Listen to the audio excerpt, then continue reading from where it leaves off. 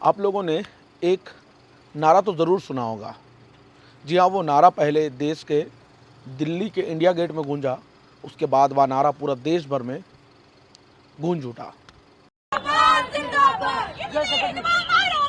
घर से हिड़मान निकलेगा, हर घर से हिड़मान निकलेगा, कितने कन्हैया मारोगे, हर घर से कन्हैया निकलेगा, चालू मारोगे, हर घर से चालू निकलेगा। कांग्रेस हिंदुओं को लाल सलाम, लाल सलाम, लाल सलाम, कांग्रेस की शक्ल को लाल सलाम, लाल सलाम, लाल सलाम, कांग्रेस की शक्ल को लाल सलाम, लाल सलाम, लाल सलाम, हिंदुओं को भी लाल सलाम, लाल सलाम, लाल सलाम।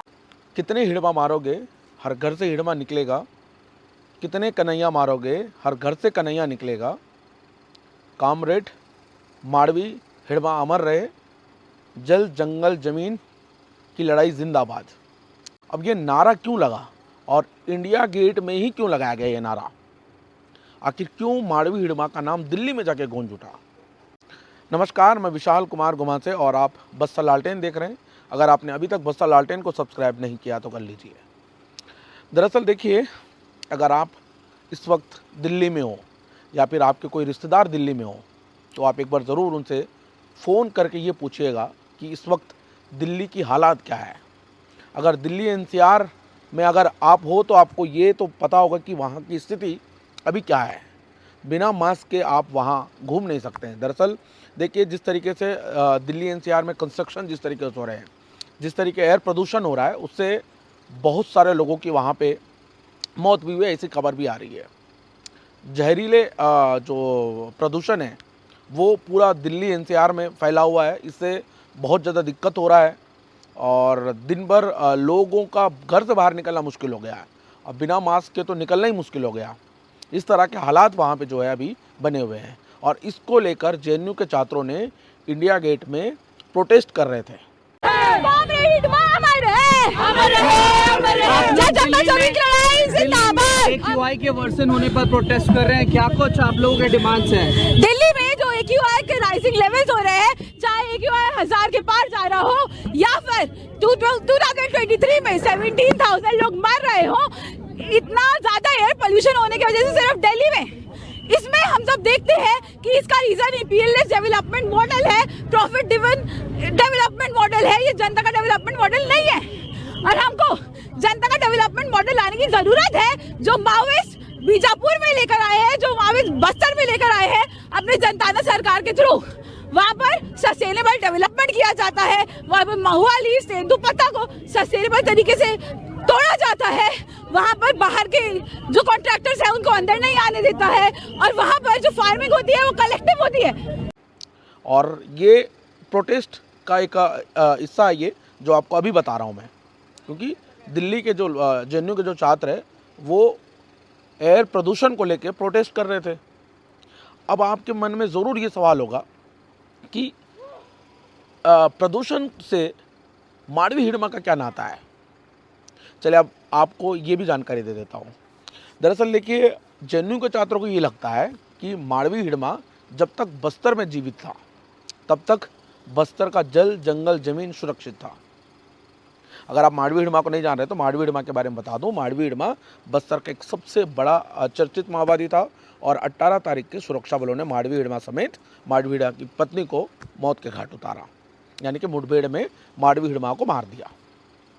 यह 18 तारीख की खबर है और बहुत सारे लोगों तक ये खबर पहुंच भी गई है कि माड़वी हिड़मा को सुरक्षा बलों ने ढेर किया है। अब जेएनयू के छात्र माड़वी हिड़मा का नाम क्यों लिए? दरअसल देखिए, अगर आप बस्तर के हो या फिर बस्तर में रह रहे हो, अगर आपको बस्तर को बहुत अच्छे से जानते हो तो आपको ये भी पता होगा कि बस्तर पूरी तरीके से जल जंगल जमीन से घिरा हुआ इलाका है। चारों तरफ पहाड़ी पहाड़ है और हरियाली, और आपको वहाँ बस्तर में ज़्यादातर वाटरफॉल मिलेंगे और बहुत कम आपको कंस्ट्रक्शन के काम दिखेंगे, खदान नहीं दिखेंगे आपको, कोई बड़ा प्रोजेक्ट नहीं दिखेगा आपको। और बस्तर में हरे भरे पेड़ पौधे, ये तमाम चीज़ें आपको इंद्रावती नदी से घिरा हुआ जो इलाका है या फिर इंद्रावती नदी हो, ये आपको देखने मिलेगा, लेकिन आपको कोई बड़ा कंस्ट्रक्शन नहीं देखने मिलेगा। तो अब सवाल ये है कि जेएनयू के छात्रों को ये लगता है, जो नारे जो स्टूडेंट ने लगाया है उनको ये लगता है कि माड़वी हिड़मा जब तक सुरक्षित था बस्तर के इलाकों में, तब तक वहाँ पे किसी कंस्ट्रक्शन या बड़े जो ठेकेदार हो या फिर बड़ा बिल्डर हो या फिर अडानी हो या अंबानी हो, उनकी नज़र वहाँ तक नहीं पहुँच पाई। हालांकि उनके जहन में ज़रूर था कि बस्तर में कई सारे माइंस हैं। आपको ये भी बता दूं, बस्तर में एक बड़ा माइंस है जिसे NMDC के नाम से लोग जानते हैं। वहाँ पे करोड़ों अरबों का जो है लोहा निकाला जाता है और देश विदेश में सप्लाई किया जाता है उसे। तो बहुत सारे खदान है वहाँ पे। आपको बीच में ये भी पता होगा कि कर्रागुट्टा पहाड़ को माडवी हिड़मा ने अपने कब्जे में ले लिया था और माडवी हिड़मा जो कर्रागुट्टा पहाड़ को भी अपने पास सुरक्षित रखा था और एक बड़ा ऑपरेशन चलाया गया था। उस वजह से माडवी हिड़मा वहाँ से फरार हो गया था। उसके बाद खैर माडवी हिड़मा को तो मार दिया, लेकिन अब ये लोगों को लगता है कि माडवी हिड़मा मारे जाने के बाद अब बस्तर सुरक्षित नहीं है। इसके अलावा अगर आप हसदेव की बात कर ले तो हसदेव में जिस तरीके से पेड़ कटाई हो रही है, हसदेव इस वक्त बहुत ज़्यादा कट चुका है और इससे आसपास के इलाके के जो लोग परेशान हैं, वहाँ का प्रदूषण से परेशान है और कई बार जो है प्रोटेस्ट भी किया गया वहाँ पे हसदेव जंगल की कटाई को लेकर। उसके बाद भी अडानी और देश के जो उद्योगपति है, जो पूंजीपति लोग हैं, वो लगातार जो है हसदेव का जो कटाई है वो कर रहे हैं और बड़ा बड़ा प्रोजेक्ट चालू भी कर रहे हैं। अब आपको क्या लगता है, इसको लेकर आप कमेंट करके बताइएगा। क्या वास्तव में JNU के छात्रों को माडवी हिड़मा के नारे लगाना चाहिए या नहीं लगाना चाहिए? लेकिन अब आप ये सोचने वाली बात है, माडवी हिड़मा मारे जाने के बाद छत्तीसगढ़ हो या फिर बस्तर हो या फिर आंध्र प्रदेश हो या फिर तेलंगाना हो, जहाँ पे नक्सलियों की सबसे ज़्यादा पकड़ है, वहाँ पे माडवी हिड़मा अमर रहे नारा नहीं लगा। पर नारा कहाँ लगा? दिल्ली में, और वो भी इंडिया गेट में।